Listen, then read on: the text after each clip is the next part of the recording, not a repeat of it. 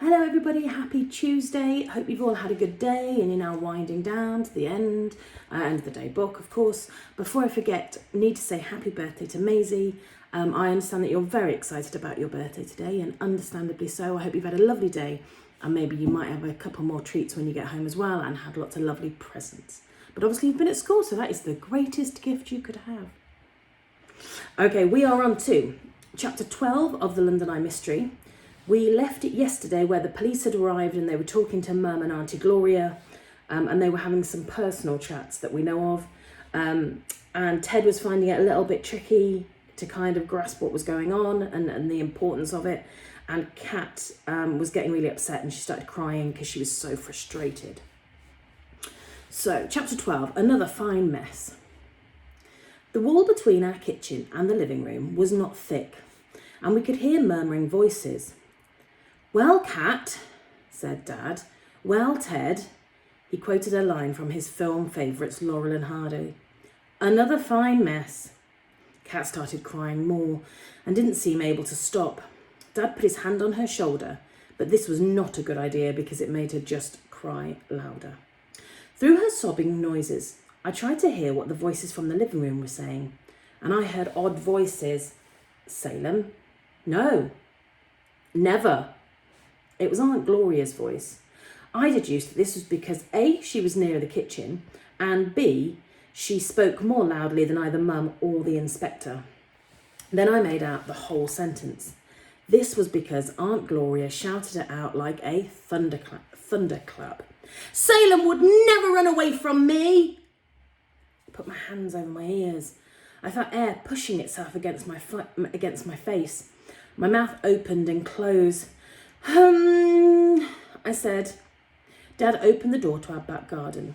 It was early evening outside. He motioned for Kat and me to go out with him, but Kat shook her head.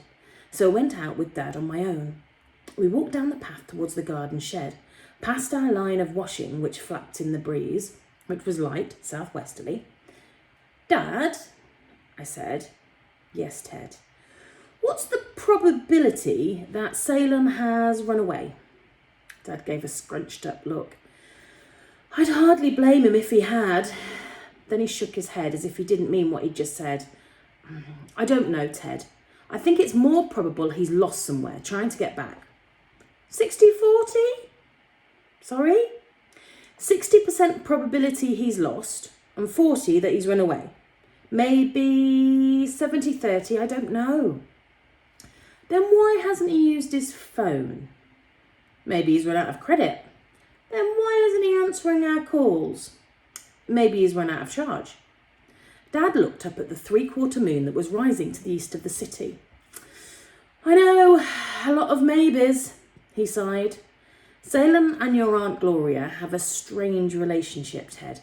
For all that she nags him and he backchats her, I think they are close." "Close? Like the weather gets close?" "No, close like near, close to each other. That's why I wouldn't have thought he'd run away. Not in a strange city, not without having anywhere to go." I remembered Salem's joke fit. Because he didn't want to go to the art gallery. Oh, his joking fit, right. Because he didn't want to go to the art gallery. I remembered him stamping his foot when Aunt Gloria had tried to suggest leaving the eye until later. I am good at counting things and timing things and remembering things, but I do find it hard to know whether people like each other or not. I have a basic 5-point code to reading people's faces, which Mr. Shepherd has taught me from cartoon pictures. 1. Lips up, loads of teeth showing, very amused, happy. Lips up, no teeth showing, slightly amused, pleased. Lips pressed together, slightly turned down, not amused, slightly cross, or else puzzled. Hard to tell which. Number 4. Lips pressed together, eyes scrunched up at the same time. Very displeased or angry. And number 5. Lips round like an O and eyes wide open, startled or surprised. I thought about Salem and the way his eyes shifted around the ground a lot, and how he'd looked up towards the sky when Aunt Gloria was talking. but it didn't fit into the 5-point code. I didn't know what emotion it matched. I thought of him down in the queue to get on the ice, squinting upwards, looking down, turning this way and that. I thought of him shuffling in his sleeping bag, sighing in his sleep. Recognising the 5 basic emotions is one thing. Knowing how they mix together is another. It's like knowing about secondary colours as well as primary colours. Blue and yellow are easy paint colours to recognise, but it isn't easy to predict that if you mix them together you get green. So if they're close, I said to Dad, that means Salem wants to be near Aunt Gloria always and wouldn't run away. Not necessarily always, but then again, Dad ran a hand through his hair. We don't really know your Aunt Gloria that well, or Salem. It's been 5 years since we saw them last. The arm of the shirt sleeve on the line flapped into Dad's face and got tangled round his neck. He laughed, which seemed a strange thing to do when you're in the middle of a crisis. He peeled the sleeve out of his way. Maybe they are close, like the weather, Ted. Combustible. Who knows? All I do know is that it's another fine mess. If you don't know who Laurel and Hardy are, make sure you Google it, because you might picture it once you know who they are. Chapter 13, The Eye of the Hurricane. Kat called out to us from the kitchen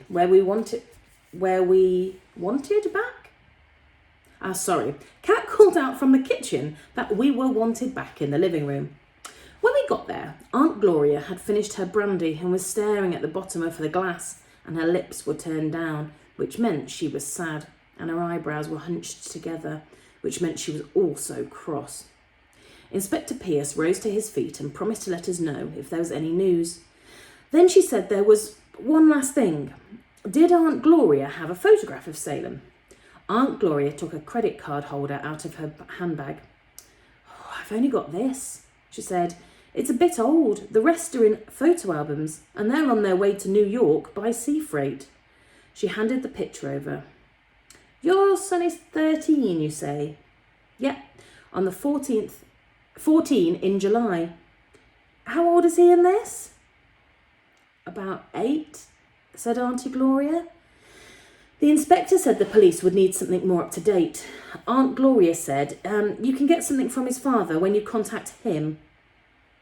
I remembered Salem's father only barely. He was an Indian man called Rashid, and he worked as a doctor.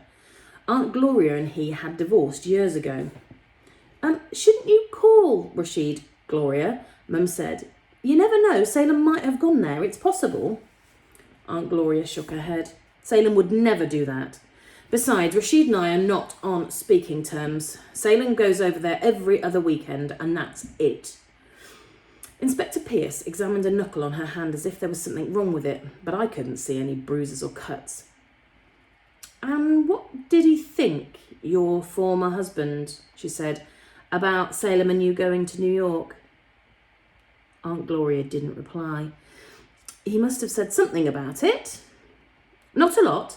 I said he could have Salem for 2 weeks at Christmas and in the summer, and that seemed fine by him. There was another silence. Who knows, Aunt Gloria added. Maybe he does have something to do with this. That's what you're driving at, isn't it? Inspector Pierce tucked the snapshot into her pocket and didn't answer Aunt Gloria's question. This and your description will do for now. She stood up. This is my card with my direct phone number. I'll leave it here on the mantelpiece. If Salem comes home or gets in touch, or if you have any further thoughts, call me. Aunt Gloria shrugged and said nothing, but Dad said we would. Then he showed her and the other policeman to the front door, and they left. I watched from the window as they got into a blue and white police car and drove away. Mum asked Kat to help her prepare some sandwiches. Aunt Gloria had another brandy. Dad came back and opened a bottle of wine. That made it just like Christmas evening, except it was getting late and it was still light outside and nobody was telling jokes or acting jolly. Do you mind if I smoke? Said Aunt Gloria. Nobody answered. She took the silence as permission and lit up a cigarette and sat puffing in silence, even after Kat put a plate with cheese and lettuce sandwiches on her lap. She stared into space, inhaling and exhaling, apart from her arm travelling with the cigarette holder up to her lips, on average every 12 seconds. She was still. It was a strange silence. I realised that ever since Aunt Gloria had arrived in our house, we'd hardly stopped moving or talking. "Well," said Mum, after everybody had munched what they could of their sandwiches. Me, 2. Dad, 2. Mum, 1. Cat, a half. Aunt Gloria, none. "Well," said Dad. I almost expected him to say, "Another fine mess again," but he didn't. "How was work today, Ben?" Mum said. It was a question she asked him every day. "Work?" said Dad. He shrugged. "It was all right. The barracks is empty now and all locked up. The concrete crushers go in on Thursday. I've got a new job on now down Peckham Way." "Peckham Way?" Mum said. She didn't look that interested. Her eyes stared off into space. "Peckham Rye." There was another long silence. Cat kept winding a strand of hair around her little finger and then unwinding it. I wanted to ask her what she was trying to achieve, but she saw me looking at her and scrunched up her face, so instead I said, "About Salem." Everyone started. "I've some interesting theories which might—" "Hush, love," Mum said. "This isn't the time for your theories." A deep silence fell on the living room after that. I heard the whir of the central heating. A kitchen tap dripped. Dad jangled some change in his pocket. I wondered what the silence was in weather terms. It was hardly the calm after the storm. Perhaps it was the calm in the centre of a storm, the eye of the hurricane. I imagined a whirlwind dark and swift, and in the middle of it, a gentle oval-shaped stillness, shaped like a bicycle wheel, seen from an angle, the London Eye. Mum shuffled her feet. The central heating stopped whirring. Mum said it was time to go to bed. "It's only 9 o'clock, Cat protested. "Anyway, I'm here on the couch, remember?" "That's enough, Cat." Mum got up and walked over to the window and looked out. She drew the curtains. "This once, you can sleep in Ted's room on the Lilo, where Salem was." She didn't finish that last sentence properly, but we all did in our heads, where Salem slept last night. Aunt Gloria gave a low moan and leaned over her drink as if she felt ill. We were all thinking the same thought. Where in this big, dark, dangerous city was Salem going to sleep tonight? Shall we see if we can sneak in another one? Okay. Chapter 14. 8 Theories. I lay on my bed that night, trying to ignore the shuffling coming from less than a metre away. I could smell shampoo and hear breathing that reminded me of a restless panther. It was Cat. On the Lilo, where Salem had been the night before. The city noises came through the open window. Lorries pounded down the main road. Aircraft droned overhead. I imagined a great anvil-shaped cloud forming over southeast London and hot air rising in convection currents. There was an instability in the upper atmosphere. I often didn't sleep at night. My brain is filled with all the strange facts about the world.